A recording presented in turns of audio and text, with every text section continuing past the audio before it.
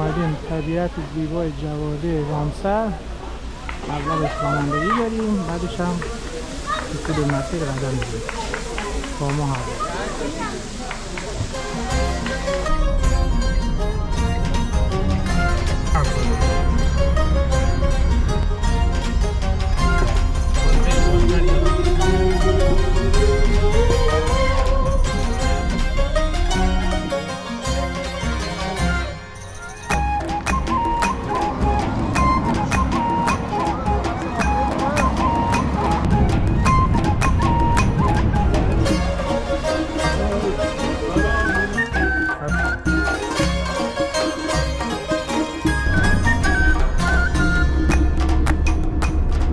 سلام دوستای عزیزم، امیدوارم که مثل همیشه حالتون خوب باشه. من مرتضی هستم و امروز میخوایم با هم بریم یه گردشی تو جاده جواهرده داشته باشیم، جواهرده رامسر. الان ورودی رامسریم از سمت چابکسر گیلان. امروز 24 خرداد ماه، ساعتم 9:44 دقیقه. از اینجا بگیرم توضیحات بدیم و جاده شروع شد. رامسرم که اولین شهر مازندران از سمت گیلانه، از سمت غرب میشه. قدیمش هم سخت سر بوده، الان رامسر. قبلا بلاگ رانندگی رامسر و شنبه بازارش رو با رانندگی از رامسر به شهرسوار رو گذاشتیم تانه کابون. تو پلیلیست شهر رامسر میذارم، گذاشتم، یعنی میتونیم ببینیش. امروز هم قراره بریم یه جواهرده رو بگیریم. جواهرده از ییلاقات قشنگ رامسره. رامسر دو تا ییلاق داره، یکی دالخانی یا دالیخانیه. بکنم دالخانی درست تره، حالا آمیانه اگر گفتیم دالیخانی همچه تو لب زبون ما میاد. اگه گفتم دالیخانی اشتباهه، چون 20 سال اینجوری گفتیم یه تو ذهن ما هست. یه دونه هم جواهرده. جواهرده یلاق شناخته شده تری نسبت به اونجاست، چون هم یکم نزدیکتره، جاد مرکز شهره. همین که این آبشار رو اینا داره، اول راش اول هم که نیست، نزدیکه، بخاطر همین عکس ازش زیادتر اومده. وگرنه حساب بکنیم به نظرم دالخانی قشنگ‌تره. اون بین جاده رامسر شهرسواره. و یه نکته دیگه هم اینه که امروز البته عید فطر تعطیل، بخاطر شنبه است. امروز عید فطر میگم، عید قدیره، تعطیل اینجا خلوته. یعنی امروز شنبه است، امروز شنبه بازار اینجا شلوغه. این نکته دیگه بگم که یه جواهردشت داریم، یه جواهرده. جواهردشت جز چابکسره، جز چابکسره. اونجا خیلی بکر و قشنگه، جادهش هم زیاد تعریفی نداره. این جواهرده، شما دوتا رو اشتباه نگیرید.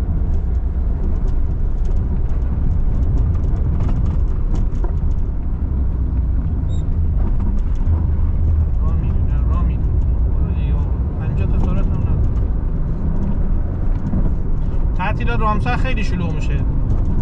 الان اون سمت بریم، سمت کهربنی، اینا مطمئنن ترافیکه، چادر زدن اینا.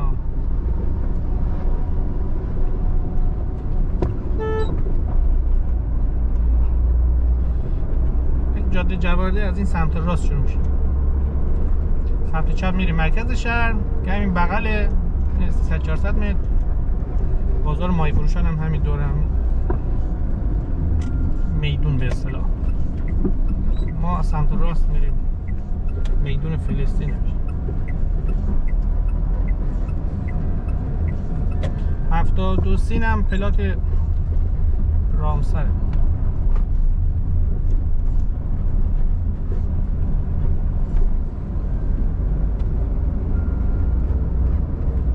امروز خیلی گرمه، من کولر گرفتم تا یه جایی با کولر میریم. بعدش دیگه مجبوریم خاموش کنیم سرباله‌ای بره.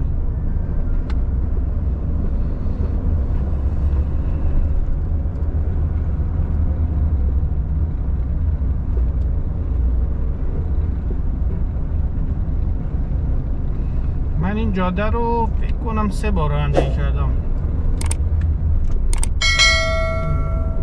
چند سوار بودیم خب 2000 و 3000 هست. همین دالیخانی هم هست. مثلا گیلان میرفتیمش که برای خودمون گیلا اینجا معمولا شلوغه، اینجا نمیمد. همین چیزی که تو ذهنم است، خاطره اینا زیاد واضح نیست. ما با همین توضیحات میدیم. جادهش ولی بد نبود یادمه. من جاده رو پیاده حتی رفتم، مرکزی میکردم از اینجا پیاده رفتم تا یه جایشی یادم میاد بهتون میگم.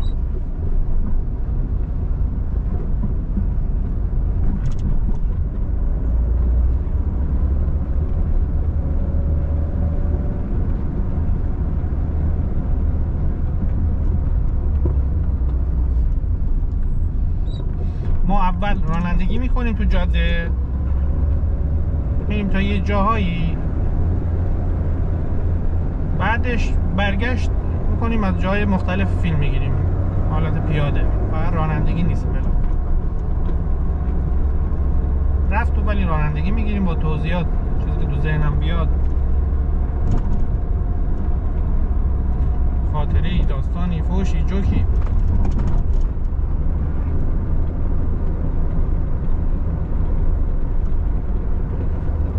دوستان کامنت میذارن که دوستان رو بگین آشغال نریزن. آقا آشغال نریزن، انشالله که با حرف ما گوش بدین، آشغال نریزن.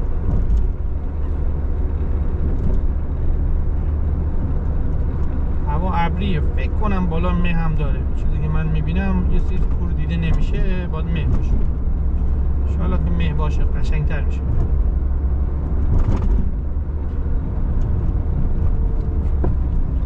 کولر رو خاموش کنید، سرباله‌ای تقریبا شروع شد.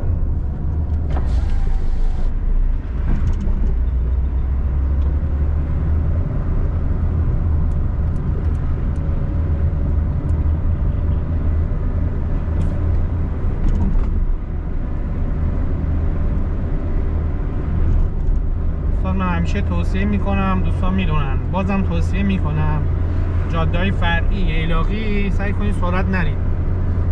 علاوه بر اینکه بومیا رعایت نمیکنن، به 100% نمیکنن، حیوان، گاو، اسب، سگ یهو میاد تو جاده. جاده ها معمولا بخشایش داغونه، مخصوصا جایی که سیلاب میخوره اینا، یا فرونشست کرده یا کنده شده. با سرعت بزنی بهش خطرناک هم هست. آروم برید از جاده لذت ببرین، جاده ای که نمیشناسین. این جاده بکنم 60-70 تا هم زیاده براش، تا 60 تا بتونی پر کنی. موقع برگشت که میشه، ولی احتیاط کن. میبینی الان دوربین لرزش ها رو میگیره، ماشین کاملا داره تکون میخوره.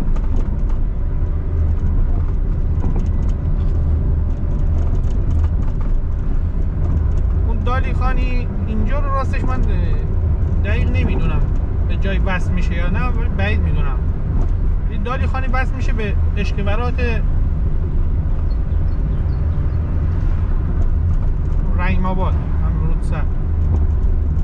اشکورات دو بخشه که اشکور بالا، اشکور پایین. اشکور بالا، اشکور که از اون دالی خانی بری نزدیکتره، جز مازندرانه.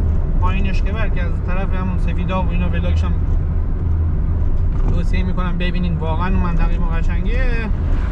از رحیم آباد میایم پایین اشکوره که جز گیلانه.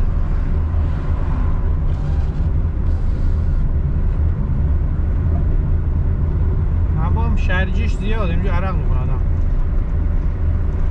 یکم از چیز میری بالا این مه داره، یکم از ارتفاع میگیری از رطوبت کم میشه، هوایش هم خوشتر میشه، خنک‌تر.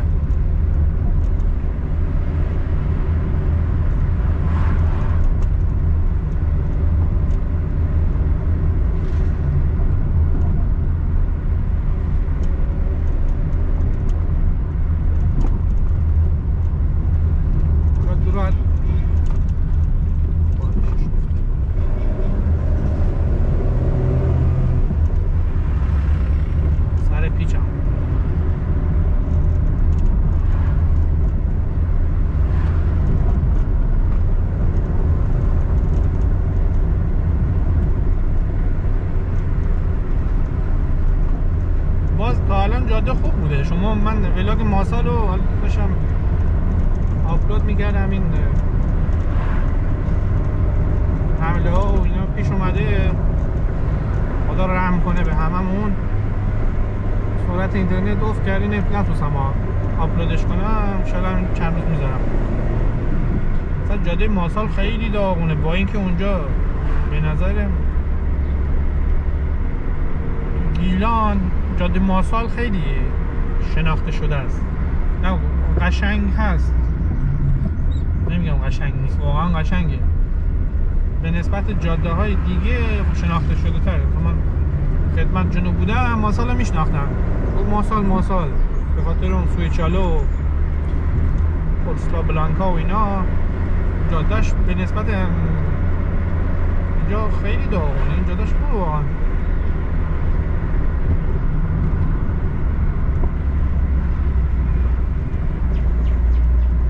من 40 تا دارم میرم. میرم روستای میانلات. میانلات به معنی رودخونه است. میانلات یعنی محلی بین رودخونه است. اون لات با اون لات هیچ فرق نمیکنه. میانلات زمان شرق گیلانی و یا مثلا این غرب مازندران، لات یعنی رودخونه. خود تالشی هم فکر کنم حالی حدود میگه. یکی کامنت گذاشته بود برای ما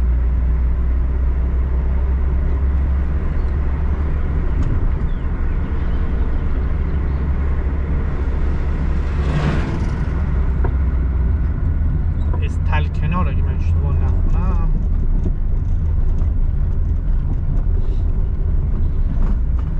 زبان رامسریا خیلی به شرق گیلان نزدیکه.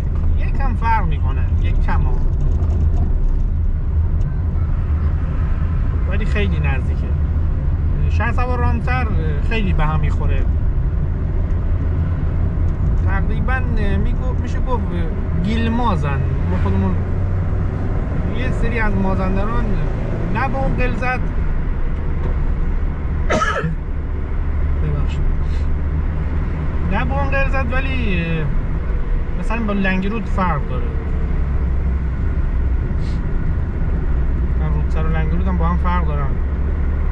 جالب آستانه هم با اینا یه خورده باز فرق داره. مثلا رشتی بیشتر میخوره. رشتی که کلا با کلا 90% 80% با شرق گیلان فرق میکنه. متوجه میشیم ما، ولی خودم اصطلاحی کلمه خاصی باشه ما نمیفهمیم.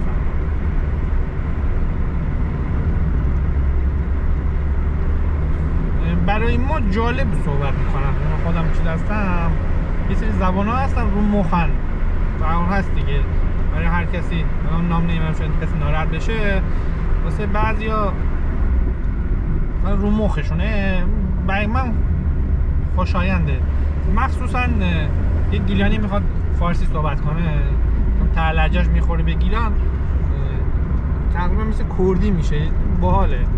یا رشتی مثلا یه همسایه داریم حاج خانومی هست، میاد شبا خونه ما. من 70 سالش هم چیزی باید باشه، 68-70 سالش. بعد این میخواد مثلا داستان تعریف کنه، دعوایی یا بحثی چیزو، مثلا یه اصطلاحی مثلا با یه چیزی میگه خیلی باحاله. مثلا تو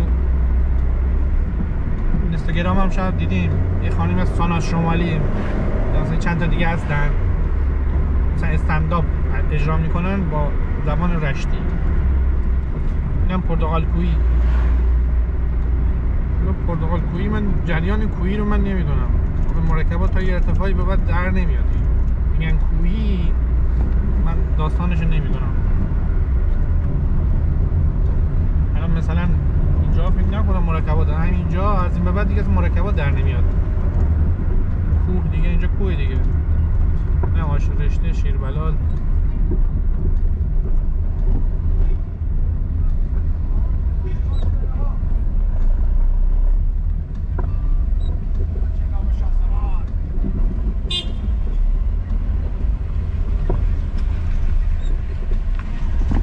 پرتقال شهسوار.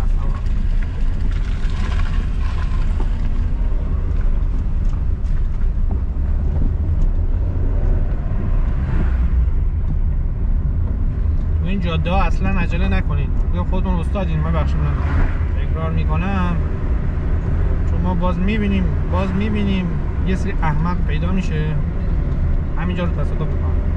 ما بیمارستان هستیم، از جاده چیز میاره سرپایینی سبقت گرفته، سر پیچ شاخ به شاخ زدن. فکر میکنن مثلا شهر کبیریه جا یه لحظه چیز کنی ملق زدیم، داده هیچی رو نمیگیره. خوش قدیمی هم هست، با شتاب بهش بخوری ملق میزنی پایین. و اینم صنایع دستی، آشکده، جواهری زیبا. ایزوم میاد بیا آتیش.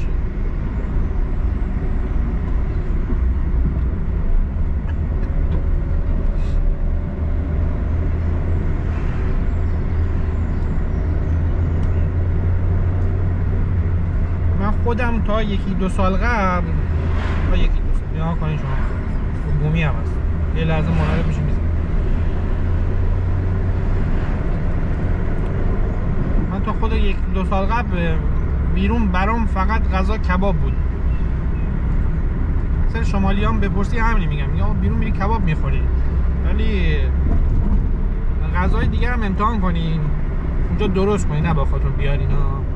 پیکنیک میخواد غذای ساده خیلیه، هم برین جا همونجا بپزین. خب دیگه ساده ترین غذای گیلانی، مثلا دو تا مورد نام ببرم، مثلا یه تیکه سبزی بگیرین همونجا بکوبین با برنج، سبزی پلو، پنیر برشته، مثلا تخم مرغ بزنین بخورید، همین. یا مثلا گیلانی پامادور خورش میگه، همین املت خودمون با گوجه با برنج.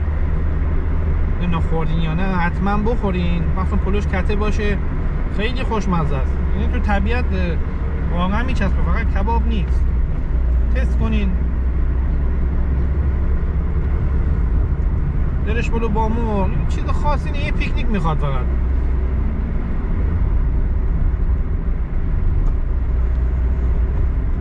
با نون بخورین واقعا حال میده. مهم طبیعته.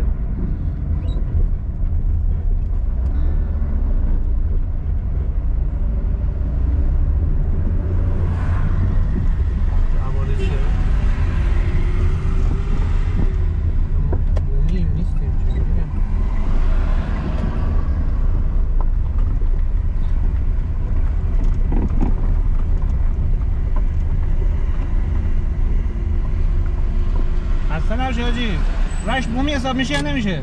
نه؟ خدا شما غریبه ای بزرگواره بزرگواره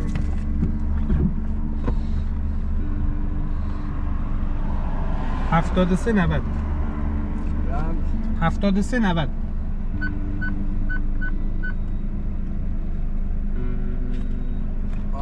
دستتون رو بکنم.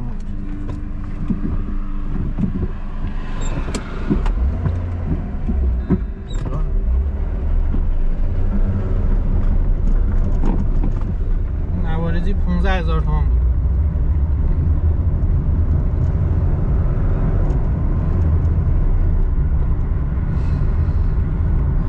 به قول آقای کامنت گذاشته بود آقای عوارض رو بگیم، مثل ماسال هم میگیرم، روز من رفتم نمیگرفتم، شنبه صبح بود واسه منم شنبه بازار دیگه نگرفتم. بگیرین آقا حقتونه، جاده رو درست کنین. حداقل چی جاده یا 15 تومن پول چیه؟ نوشته خدمات رفاهی جواهرده.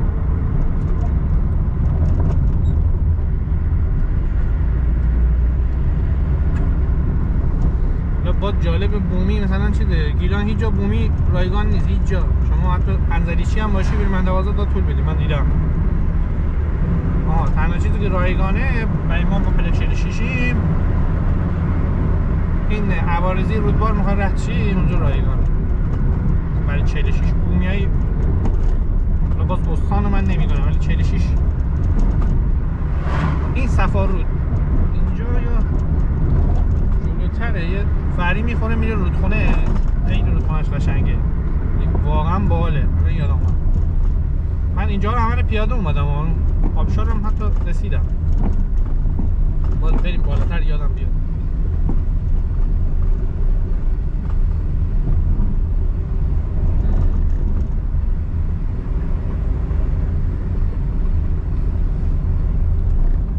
سر پیش دیدم ماشین نمیاد ولی راه ما رو برید، خطرناکه. میبینیم پیچه، مجبوریم اینجا رو بریم.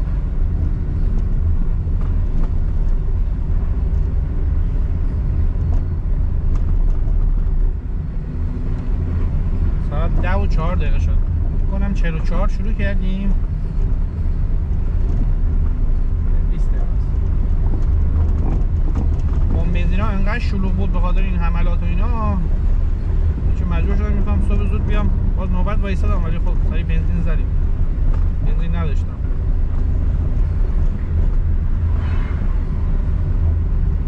اگه بنزین نبود من امروز نمی‌اومدم. صدای رودخونه میاد.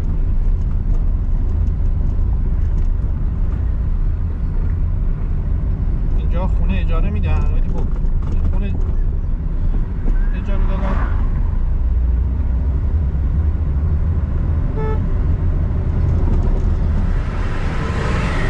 دادن به نسبت گیلان یه خورده گرونتره.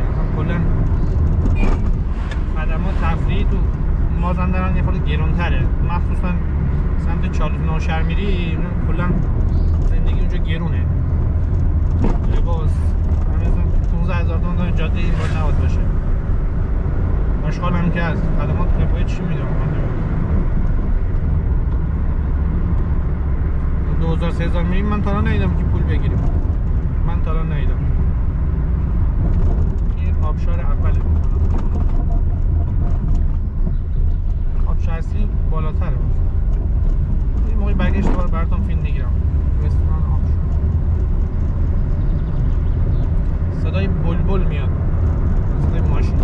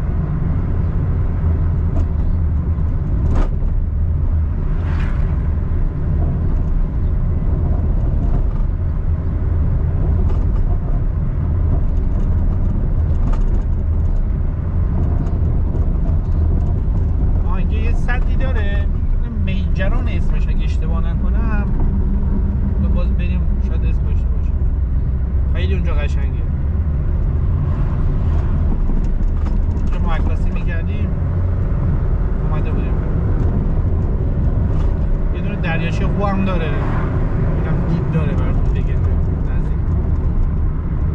برف ما اومده بودیم زنکاسه.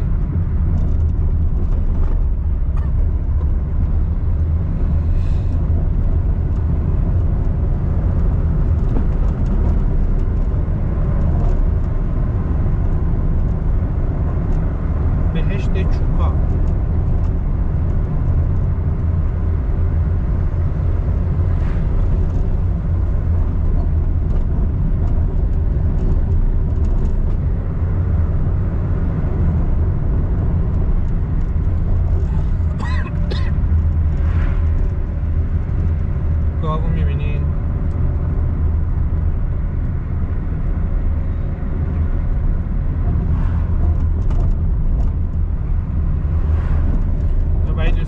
تعریف کردم، من پراید داشتم قبل این ماشین 3-4 سال پیش داشتم، ولی خب تازه من تو ماشین رو داشتم، تازه رانندگی میکردم، کلم هم یه خورده باد داشت. بعد پدر خانم من آدم محتاطیه تو رانندگی، واقعا خیلی آروم میره. یه خیلی معتاده ببینید، خیلی این آبشار قشنگ عکس میبینید از جواده معمولا همینجاست. آروم میرم براتون، دوباره برمیگردم براتون فیلم دیگه. ماچانم همونجا پرتقال میپوشه.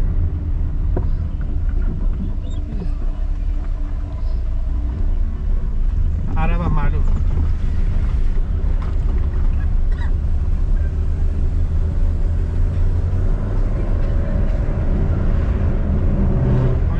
موزیک بگم این آقا میاد طبیعت، خب شما مردم میاد طبیعت، صدا آبشار و اینا آهنگ میذاری، ما خودمون قدیم میذاشتیم ولی خب دیگران نه. یه خورده فرهنگ باید بالاتر رفته، به حال ما به اشتباه خودمون چی می‌کنیم، به بقیه هم توصیه کنیم، به خودتون آهنگ می‌خوای گوش بدی سلیقه خودت دیگه، همه دیگران دوست ندارن، یارو میاد طبیعت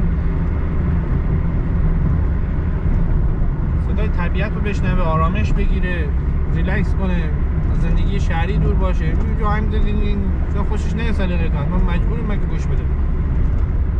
نکنین ماشین خود به خود گوش بده، یا یه جای خلوت برو. الان اینجا بی شلوغی مجبور آهنگ بذاری، ماشین درش باز کردی.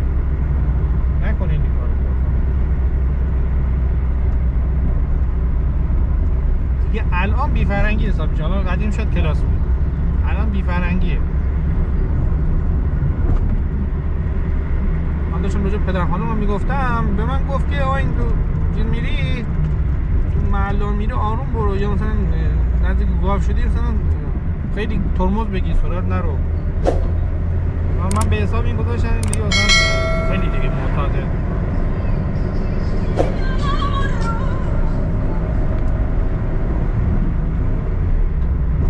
حرفشو زیاد چیز نکردم.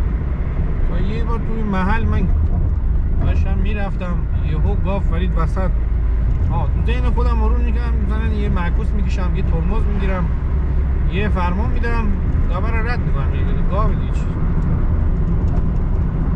چشتون روزو بد نبینه. گاو اومد وسط جاده یهو وایستاد، اومد من چراغ بده بوق زن، من نمیدونم خاطر چراغ و بوق من بود یا به خاطر اینکه گاو دیگه، به حال حالیش که نیست. اومد 15,000 تومان داری این جاده بندی ماشین مد کنی.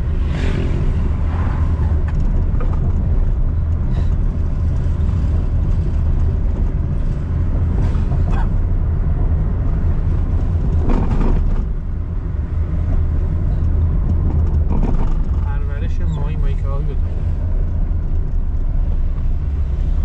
هیچی آقا، ما به خیال خودمون گاوه داریم میاد، یه ترمز، یه فرمون، یه معکوسی گاوه رو رد میکنه. گاوه هم زارت کن جلو وایساد، هیچی دیگه. خدا با ما بود، ما وایسادیم نزدیمش.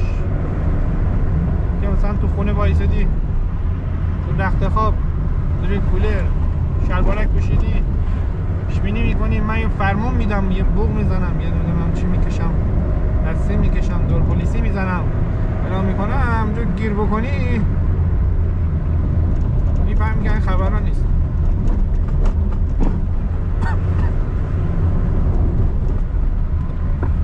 وانکی چسبیده به ما، آروم بریم رد کنم، آروم سر داره طبیعت داره.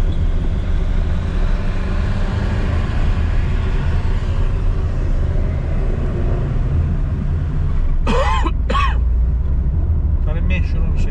من خودم به شخص عاشق مهم، واقعا به چرچه بلبل هم میام مه شروع شد که بسم الله الرحمن الرحیم، نه مه مهش غلیظ نیست.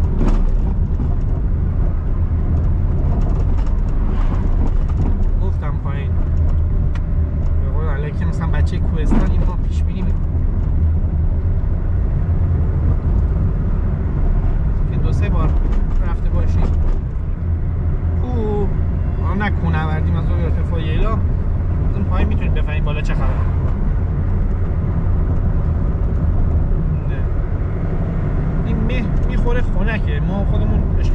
داریم اروپا معمولا اونجا مه میگیره ساعت 5-6 به بعد مه.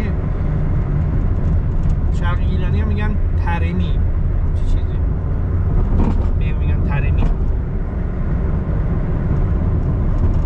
بعد مثلا دم غروب اونمون دور تا دورش ما میگیم تالار. از این بالکن چوبی های خونه‌های ایلاقی ما میگیم تالار، شما میگیم بالکن میگیم شما تالار ما میگیم چون چوبی کوچیک نازکه.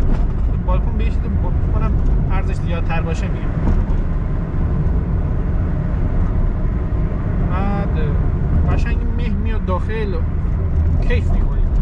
مه مثلا جلوتر باز بیشتر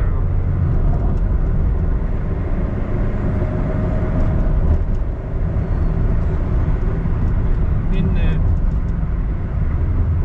بندر لنگه بودیم رفته بودیم قش بعد داشتیم برمیگشتیم دیر وقت بود، تاریک شده و خیلی دیر وقت نبود 8-9. بعد شیشه ماشین بالا بود، ما نیرو دریایی بودیم درمانگاه بودیم، ما رو برده بودن تفریحش. چی؟ بعد راننده و کادریایی که با ما بودن مثلا بچه همونجا بودن، ما 3 تا سرباز پشت نشسته بودیم. بعد بودم آخ چون مه هر این 2 نفر جلو خندیدن. گفتم آقا مه گفتم آقا مه شیشه چرا پایین نمیده؟ با شیشه رو بدم پایین. گفتم بده. شیشه رو داد پایین. این شرجی زیاد که میشه جنوب مثل مه میشه. فکر کنید همین مه مثل بخار آب حالا نه اونقدر داغ گرم میخوره تو صورتت حالت بد میشه. شرجی میزنه بالا اونجوری میشه. بابا شیشه رو بده بالا رو مردیم خفه شدیم. اینم مه.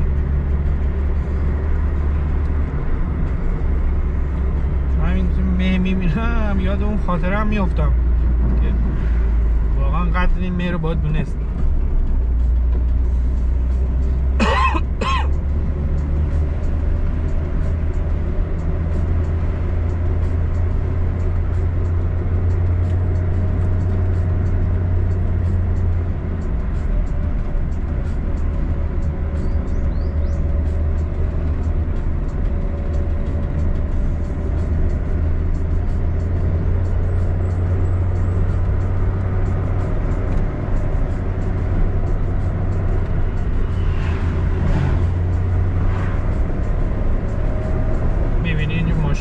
پرچ زده به اون بلند شکسته بود. این سمنده باید رو بدیم بده.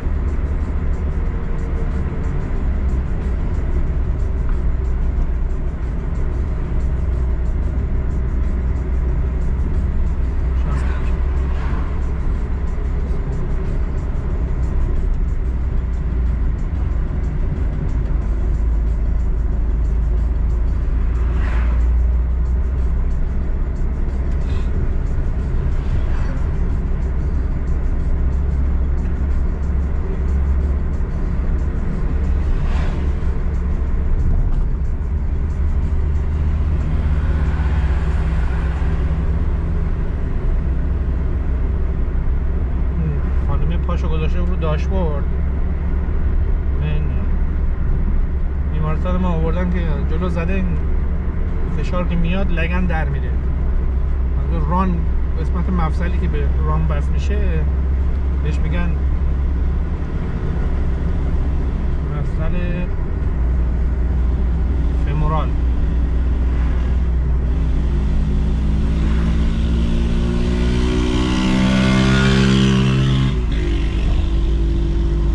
در میره. بعد شما در رفتگی رانو اگه ندیدین تا حالا در رفتگی رانو میبرن اتاق عمل بیهوش میکنن جا میزنن جا نمیخوره بس دردش زیاده یا باید ارتوپد چیزش کنه میبرن اتاق عمل.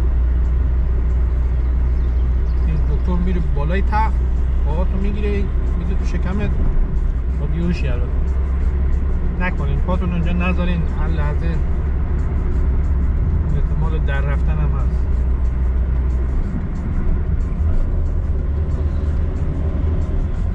کلا مفصل 2-3 بار در بره 2 بار پشت سر هم، نه با فاصله، بعد اون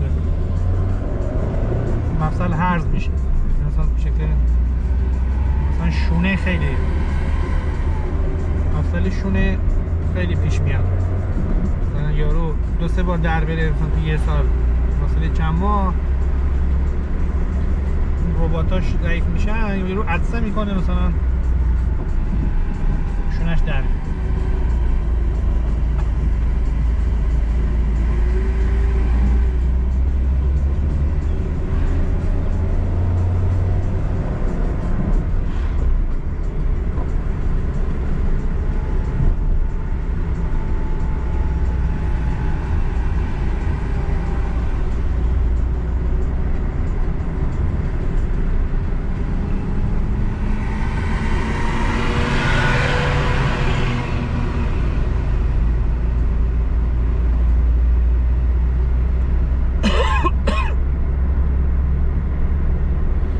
جالب به اینجا تا انتهاش برق داره، مثلا دوست ما اینجا خونه دارن، ویلا دارن، ما اومدیم 2-3 روز وایسادیم،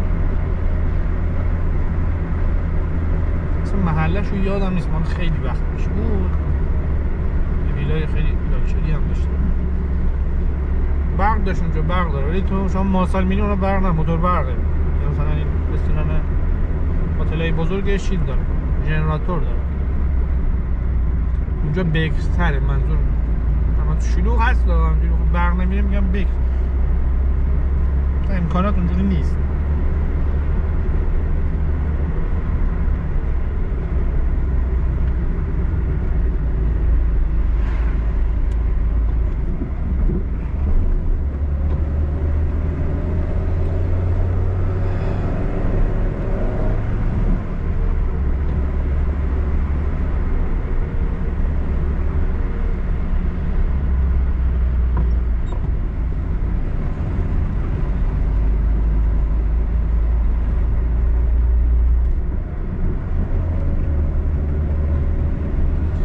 جواهردی قشنگ است. حالا میگم چیزی که تو ذهنم بود، یادم رفت بگم تا کجا پیاده اومدم.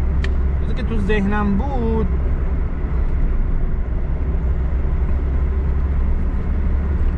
اون موقع، مثلا من اینقدر جاده رو نزدیک نرفتم، مثلا تایم کم، من هفته پیش رفتم ماسال، اون دیلمان مثلا دیگه اینقدر رفتیم حفظی، مثلا جاده شفت، این جادهش که برای خودمون مثلا 2000-3000 من ماه پیش رفتم، من روی حجم زیاد جاده رو تایم فشرده رفتم، به نسبت اونا چیز خاصی نداره، اونا فکر کنم قشنگتر هم هستن. آفتاب شد، مه رفت، اون کوه. باز نظرم اینه که دالیخانه اینجا قشنگتره. حالا ولاگ اونم براتون میگیرم ببین، خداییش خودتون مقایسه کنید. به نظر من اون بر باز قشنگتره. شاید مثلا شما به حال جاده کوهستانی براتون قشنگه، برای ما قشنگ هست، ولی مقایسه بینشون برای ما راحت تره.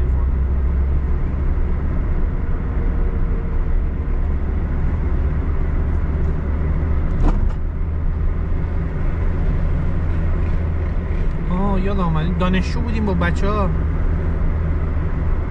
اومده بودیم، یکی دوستان ماشین خریده بود، خواست ما رو شیرینی بیاره بهمون. ما دانشجو بودیم، پول نداشتیم، ما املت خوردیم، نون و کالباس خوردیم، همچه چیزی، کباب نخورد.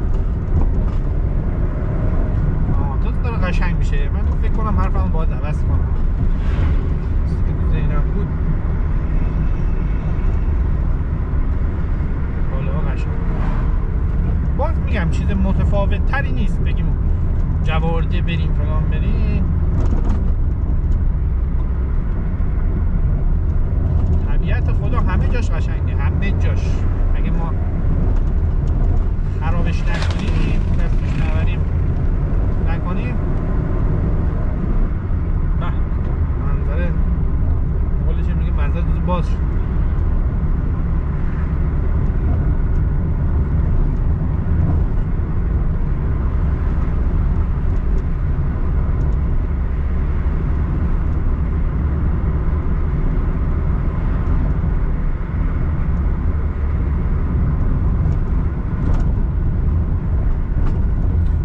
40 تا دارم میرم و شاید تو دوربین نشون میده که آقا سرعت زیاده. من 40 تا دارم میرم. دروغ چرا؟ من اینجا رو رانندگی اینجا رو دیگه به بعد من رانندگی نکردم.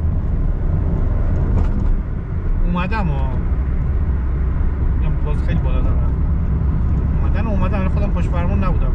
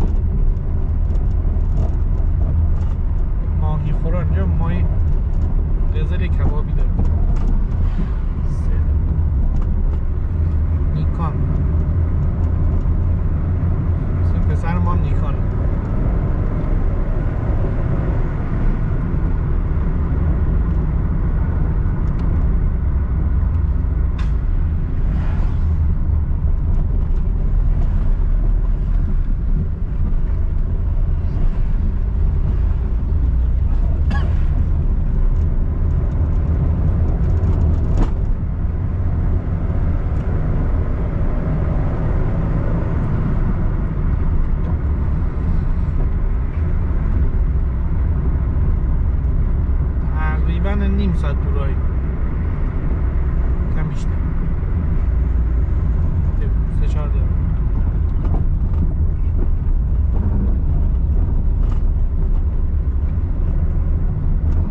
دقیقا این چاله هم سر پیچه. این چاله رو دید نداری شما. چاله اساسا لاستیک بره توش گیر میکنه. اما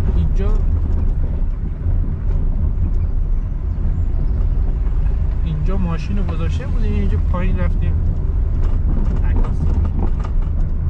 یادم اومد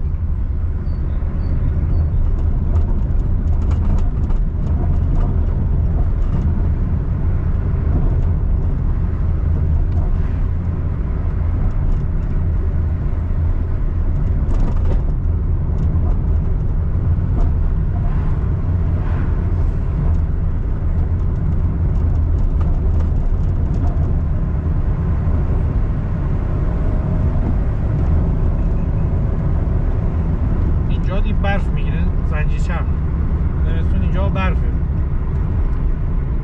وقتی شروعش یادم رو بهتون بگم.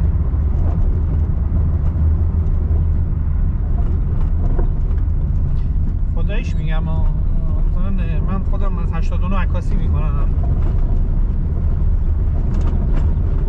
از 89 عکاسی میکنم. به حال با طبیعت سر کار داشتیم، بیشتر توجه میکردیم، بیشتر طبیعت به چشمت میاد. مثال میگه مثلا یه شخصی مثلا اصفهان، شیراز، یزد، کرمان، بندرعباس میاد، این طبیعت براش جذابتره. شمالیا فقط دیدن دیگه تکراری شده، مثلا اون نمیدونم آبشار، درخت، طبیعت، سرسبزی. زمان داره چی باید بجاده؟ جومندی مهمه.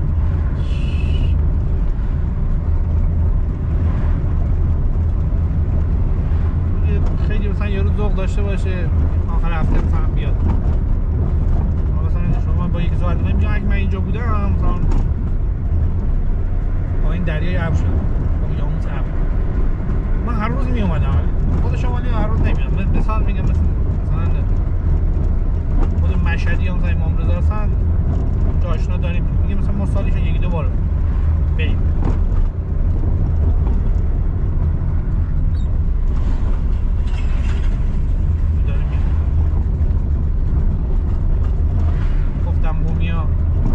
سلمن ما یه استاد داشتیم فامیلیش سلمنی هم بود، مال من اینجا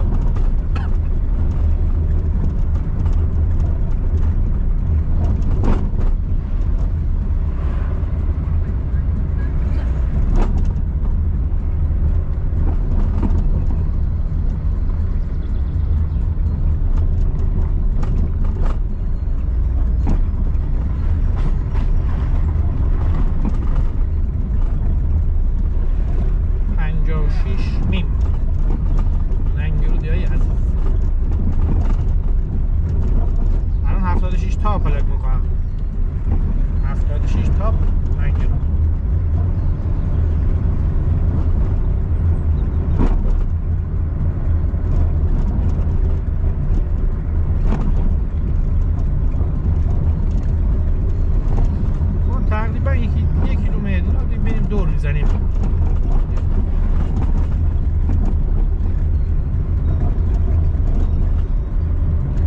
بالا جای نشستن نیست، من اینجا شما بشینید آفتاب کباب میکنه شما رو. ارتفاع زیاده، شما یه رو 20 دقیقه بمونید تمام بدن تو هم سیاه میشه، میسوزونه. طبیعت اون پایین از زیر درختی رو خونه ای، اینجا دیبا خونه داشته باشی.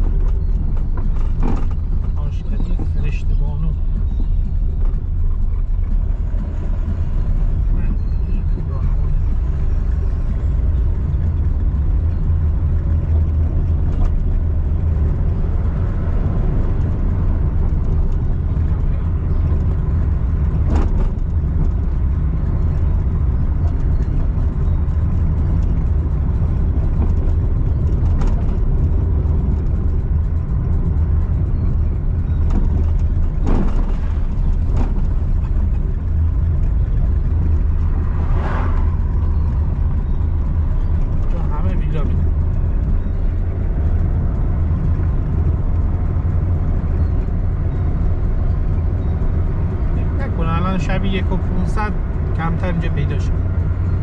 کفش 1,500 باز فکر نکنم پیدا شد.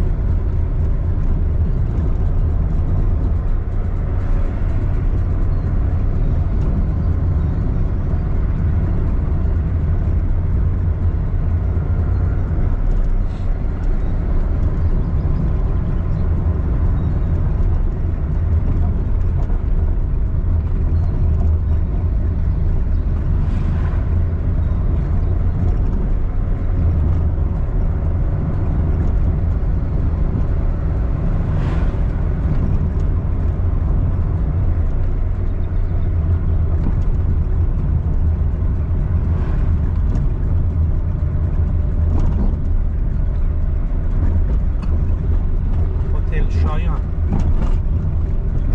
حالا اینجا شماره ها هستش. اون پایین من مالاچی میرم چای بگیرم، باز با این بومیه صحبت میکنم ببینم قیمت چجوریه. نه شماره ها رو من استاد بزنین، شماره هایی که روش ویلا نوشته میگه زنگ بزنین سوال کنین چقدر میده. اما این کنین.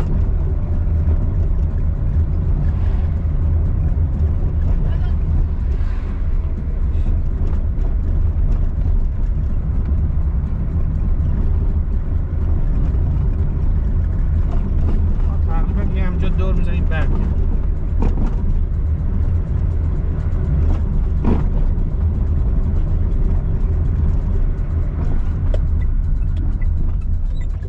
دور بزنیم. یه تو را فیلم میگیرم براتون میذارم. متاسفانه منظره زیبا با آشغال تماشا قرار بکنیم. بیفرنگ اینجا هست. این طبیعت زیبای جوالده، رادارخانه.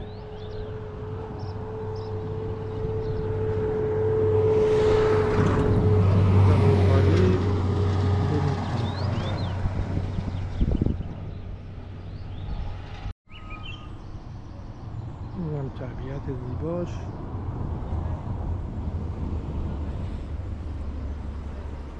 خوشبانی ویلایی ابدی.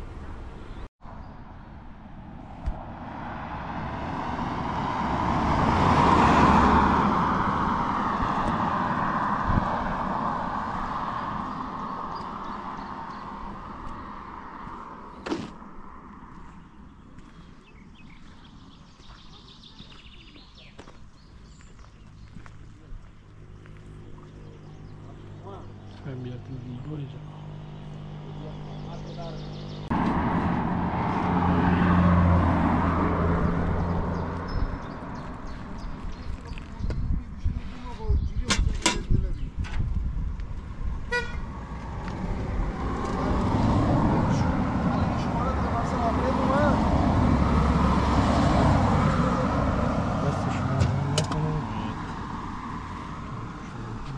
میز میذاره؟ آره دست دارم.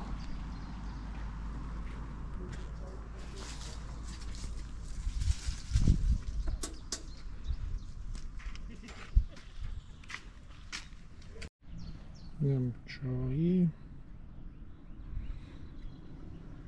جاتون خالی، منظره زیبای جواده. سویت هم گفت از 1500 شروع میشه، اون چیزی که من گفتم 4 نفر.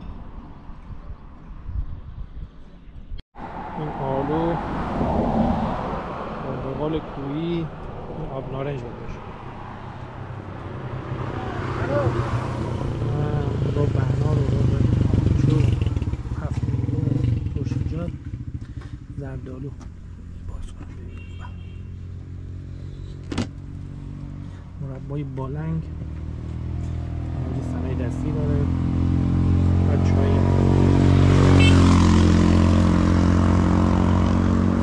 به زرش، سس نارنج، اینم چای محلی. نه با این مربا، این دلال یا دلال، نمک سبز. اینجا هم عسل جنگلی و عسل بهاره. این هم شماغالی فکر کنم، مربای شماغال،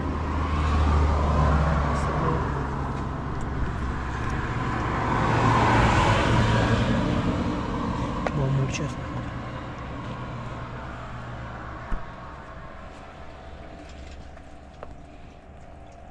اینجا شیرابشون از چشمه است، دست آبشون خونک دست سخت. اون مجسمه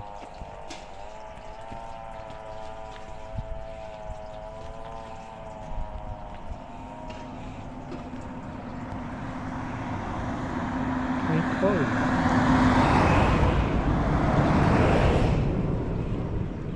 واسه عکس گرفتن.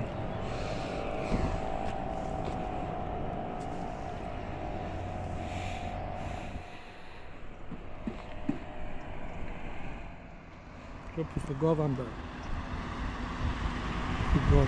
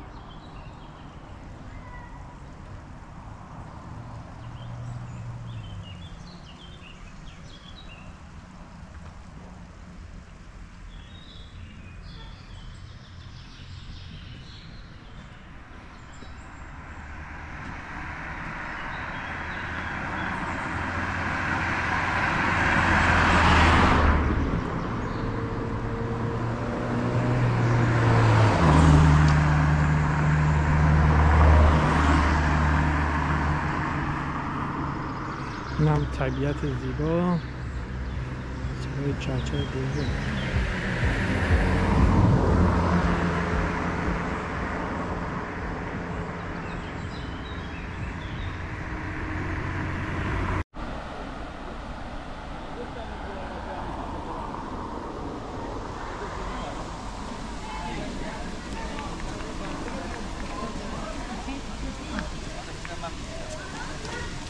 الان طبقه فیلم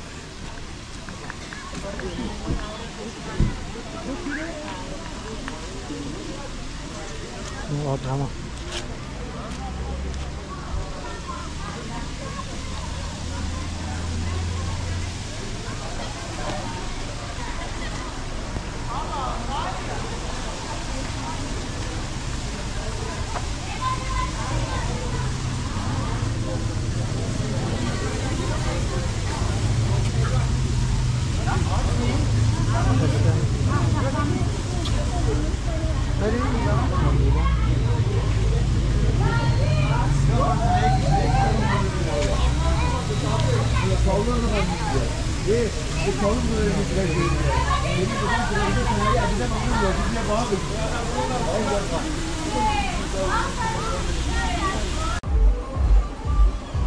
راجع به بیشوری باهاتون چه صحبت کردم؟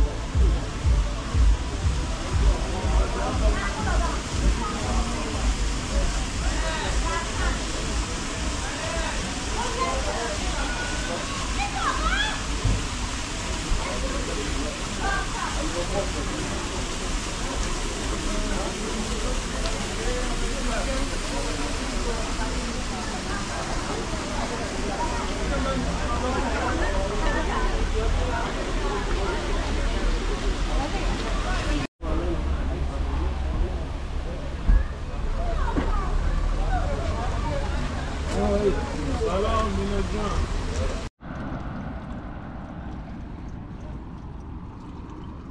مزگیل انبو مال گویی چطور اینجا این آشاره؟ آره آش دو دارم احتمال سرشو بگیریم. این آش دو و این آش رشته.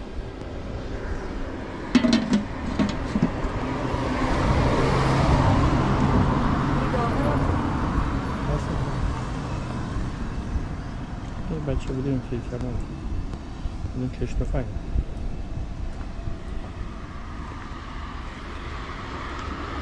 اینجا ثمر دستی هم چند صحبتی میشه زیتون، ترشی، گل سیره انواع زیتون، ترشی عطر میخوام رابطه تو ترنگی این هم اصل این سرگرسی کنیدی این هم اصل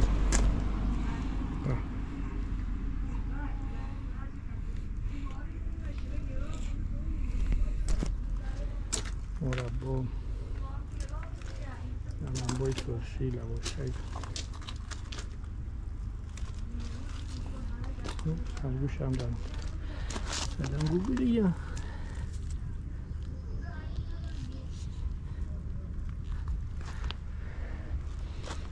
این مجسمه بز شاید همه چی داره این هم پادو بابا